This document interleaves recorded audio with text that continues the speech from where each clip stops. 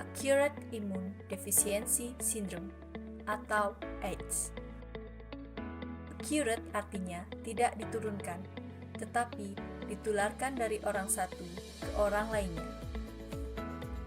Imun artinya sistem daya tangkal atau kekebalan tubuh terhadap suatu penyakit. Defisiensi artinya tidak cukup atau kurang, dan sindrom adalah kumpulan tanda dan gejala penyakit. AIDS merupakan sekumpulan gejala penyakit yang disebabkan oleh HIV, Human Immunodeficiency Virus. AIDS adalah bentuk lanjut dari infeksi HIV. AIDS bukan merupakan sebuah penyakit, karena AIDS merupakan gejala yang tampil bila mana kekebalan tubuh kita melemah atau rusak yang diakibatkan oleh HIV. Gejala penularan HIV/AIDS terjadi beberapa hari atau beberapa minggu setelah terinfeksi HIV. Gejala-gejala ini hanya berlangsung beberapa hari atau beberapa minggu saja, lalu hilang dengan sendirinya. Seseorang mungkin akan menjadi sakit dengan gejala-gejala seperti flu, yaitu 1. Demam, 2. Rasa lemah dan lesu, 3. Sendi-sendi terasa nyeri, 4. Batuk, 5. Nyeri tenggorokan. Gejala selanjutnya adalah memasuki tahap di mana sudah mulai timbul gejala-gejala yang mirip dengan gejala-gejala penyakit lain. 1. Demam berkepanjangan. 2. Penurunan berat badan lebih dari 10% dalam waktu 3 hari. 3. Kelemahan tubuh yang mengganggu atau menurunkan aktivitas fisik sehari-hari. 4. Pembengkakan kelenjar pada leher, lipat paha, dan ketiak. 5. Diare atau mencret terus-menerus tanpa sebab yang jelas. 6. Batuk dan sesak nafas lebih dari 1 bulan secara terus-menerus. 7. Kulit gatal dan bercak-bercak merah kebiruan. Gejala kekebalan tubuh ditandai dengan mudahnya diserang penyakit lain dan disebut reaksi oportunitis. Maksudnya adalah penyakit yang disebabkan baik oleh virus lain, bakteri, jamur, atau parasit, atau yang bisa juga hidup dalam tubuh kita. Yang bila sistem kekebalan tubuh, baik kuman ini dapat dikendalikan oleh tubuh.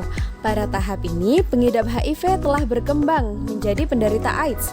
Pada umumnya, penderita AIDS akan meninggal dunia sekitar 2 tahun setelah gejala AIDS ini muncul.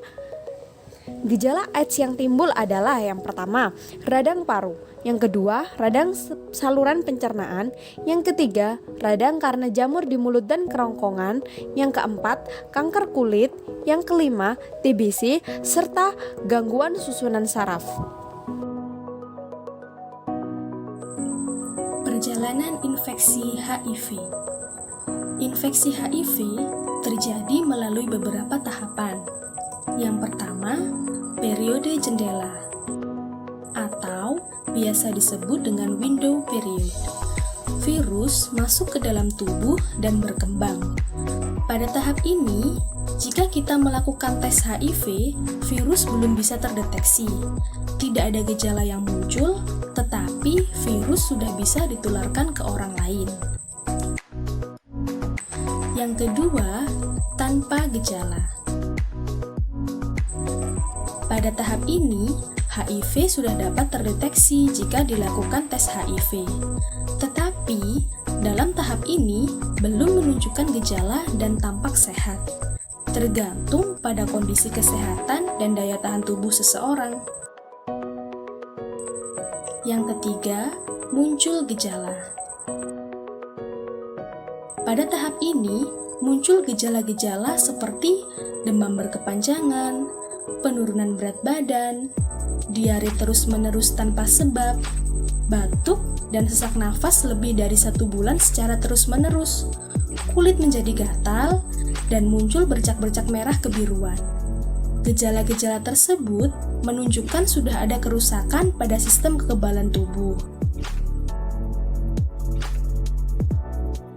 Yang keempat, AIDS. Pada tahap ini, kekebalan tubuh sudah sangat menurun, sehingga terserang berbagai penyakit seperti radang paru-paru, TBC, radang karena jamur di mulut dan tenggorokan, gangguan susunan saraf, kanker kulit, infeksi usus, dan lain-lain.